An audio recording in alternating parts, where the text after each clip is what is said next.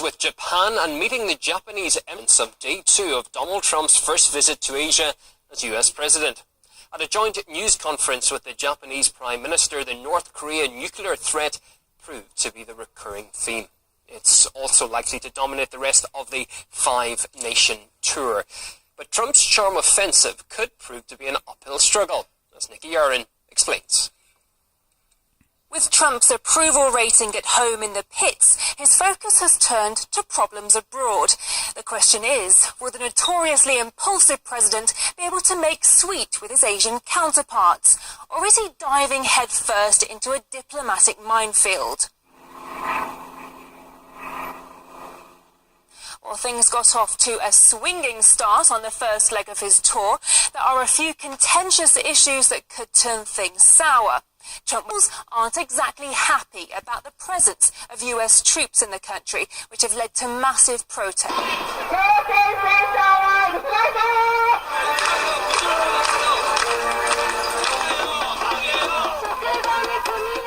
Something else likely to come up is Trump's decision to withdraw from the Trans-Pacific Partnership trade deal, an agreement that Japan had invested considerable political...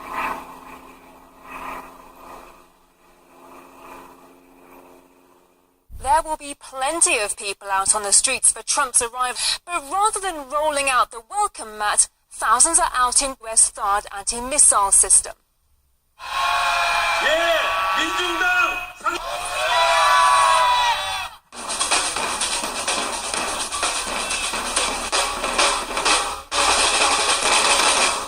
North Korea issue is likely to dominate talks, the two leaders could hit a wall when it comes to how to deal with the issue.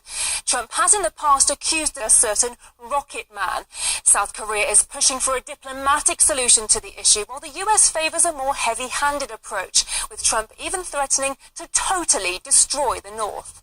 The United States has great strength and patience, but if it is forced to defend itself or its allies, we will have no choice but to totally destroy North Korea.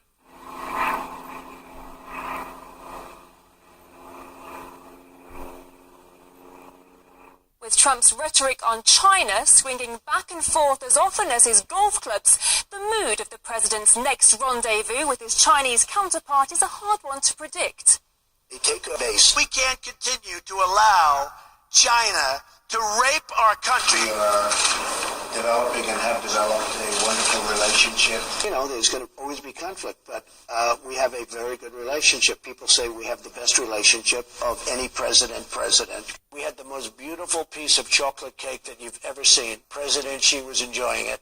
Beijing is pulling out all the stops to welcome the US, worth billions in the air, that's likely to put a smile on Trump's face. But huge deals and chocolate cake aside, Trump's mission will be to get China on side when it comes to dealing with North Korea.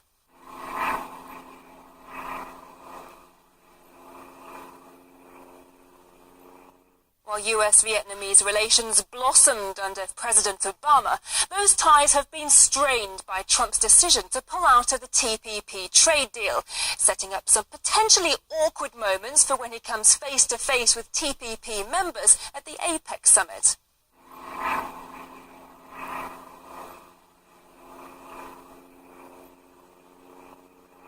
The last leg of the tour could have some mutual ego-stroking in store between Trump and President Duterte. After all, Duterte didn't hold back when talking about the previous leadership. You must be respected. Mr. Obama, you can go to bed. If you can say one bad thing about me, I can give you 10. Mayor Duterte would ask only 5 questions to prove that you're stupid. Ambassador yung bak. You said na ko dyan. So will the US president's inimitable charm work its magic on the Filipino leader, who has recently been leaning towards closer ties with Russia and China? Perhaps one thing Trump may want to stay clear of is any mention of human rights, which could see relations between the two countries take a step backwards. It remains to be seen whether Trump can hit straight down the fairway on his first tour of Asia. Well, returning to the leaders' news conference in Tokyo, where the Japanese Prime Minister said the time for talking with North Korea is over, and only pressure will now work. Japan consistently supports President Trump when he says that all options regarding North Korea are on the table.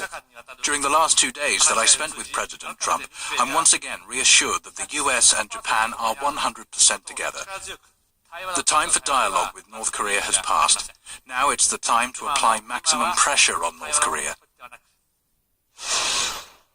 Okay, let's look deeper at what could come out of Trump's Asia trip with Mick Talpsep, the founder of the World Wealth Creation Conference, one of Southeast Asia's largest wealth conferences, and is being held this month. You're very welcome to the program, Mick. Let's start with money, shall we? Always a good place to start. Of the 5 countries that Trump is visiting, we've got Japan, China, South Korea, Vietnam, the Philippines. Where does the US have its most strategic financial interest there? If we're talking about financial interest, then it will be, of course, China. But first, I think it's important to look what is the main interest for this trip. So basically, I think the main 2 goals for visiting all these countries are first about economic things and trade, and the second thing is to solve this issue between about economics and the situation between United States and China. Then there are 2 things that Trump would like to solve probably. One is about trade and the other is about currency.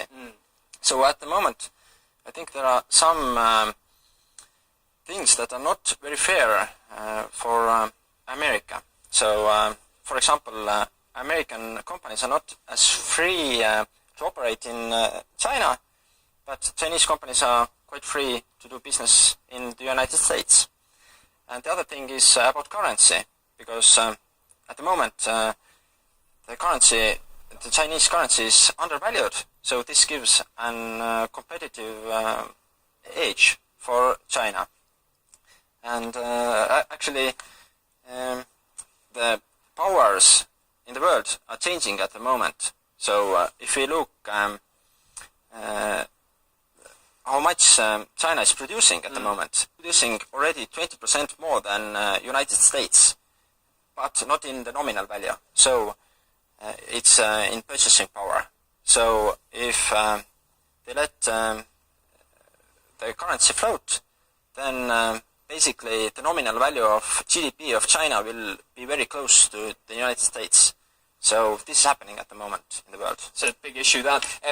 On to another thing, you touched upon North Korea, of course, the crisis there. How could that influence US relations with the 5 countries that Trump is going to be visiting on this tour? I think this influences quite a lot good for China, because at the moment the United States can't be so tough to solve the trade issues and economic things with China, because they need help from China to solve North Korea issue. So in a sense, this is might be good for China even in economic matters. So that I would say, and actually I think there are not much that the other countries besides China can do about North Korea. Only China has the power, economic power, dominant, to change something. Just another aspect I want to touch upon, if I may. The US withdrew from the wide-ranging Trans-Pacific Partnership trade deal, didn't it? What do you think could emerge in its place? Because it's a big hole there right now. Yeah, I think new deals will be made, and of course cutting customs and duties is good for all countries, because if these are lower, then it's much easier to trade and everybody wins out of this. So that's why like countries who, for example, who are in good relationships also with other countries like Singapore, their economy will grow much faster than for other countries. So it's very good to have good relations and at the same time to lower the duty fees and customs.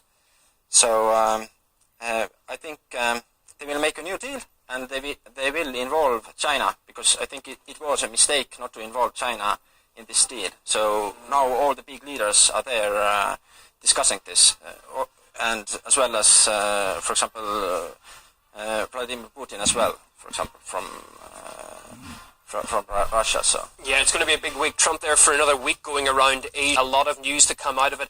Mick Talsep, founder of the World Wealth Creation Conference, which is being held this month in Singapore. We appreciate your time and your thoughts this hour. Thank you. Thanks.